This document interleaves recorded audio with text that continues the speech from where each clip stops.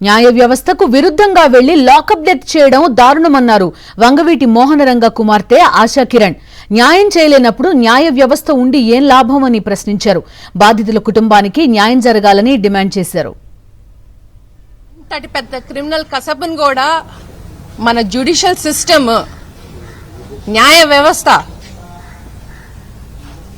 Justice తీసుకొచ్చి ఉరిశిక్ష చేసి తన బాడీని కుటుంబానికి అప్పచెప్పింది. అది మన న్యాయ వ్యవస్థ. అలాంటిది ఆ న్యాయ వ్యవస్థకు విరుద్ధంగా వెళ్లి లాకప్ డెత్ చేసి శవాన్ని మాయం చేయటం అనేది న్యాయం కాదు.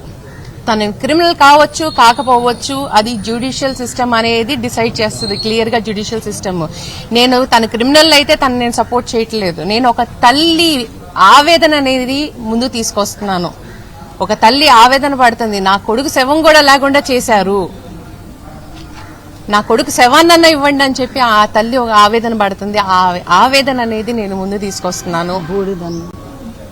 రంగా గారు ఉన్నప్పుడు ఇదే కృష్ణలంకలో లాకప్ డెత్ జరిగితే మొత్తం పోలీస్ వ్యవస్థనంతా కింద తీసుకొచ్చి ఆ లాకప్ డెత్ కోసం అని చెప్పి న్యాయం అడిగారు, న్యాయం చేశారు. లాని మీ చేతిలో తీసుకుని ఇష్టం వచ్చినట్టు చేస్తే, పోలీస్ ఆఫీసర్ అన్న బ్యాడ్జ్ పెట్టుకుని మీరు ఇష్టం వచ్చినట్టు చేస్తే అది కరెక్ట్ కాదు. మాకు న్యాయం కావాలి. ఇక్కడ ఆ తల్లికి న్యాయం కావాలి. ఆ తల్లికి తన కొడుకు శవాన్ని ఇవ్వండి, న్యాయం కావాలి. మరిన్ని అప్డేట్స్ కోసం ఛానల్ ను సబ్స్క్రైబ్ చేయండి. నోటిఫికేషన్స్ కోసం బెల్ ఐకాన్ పై క్లిక్ చేయండి.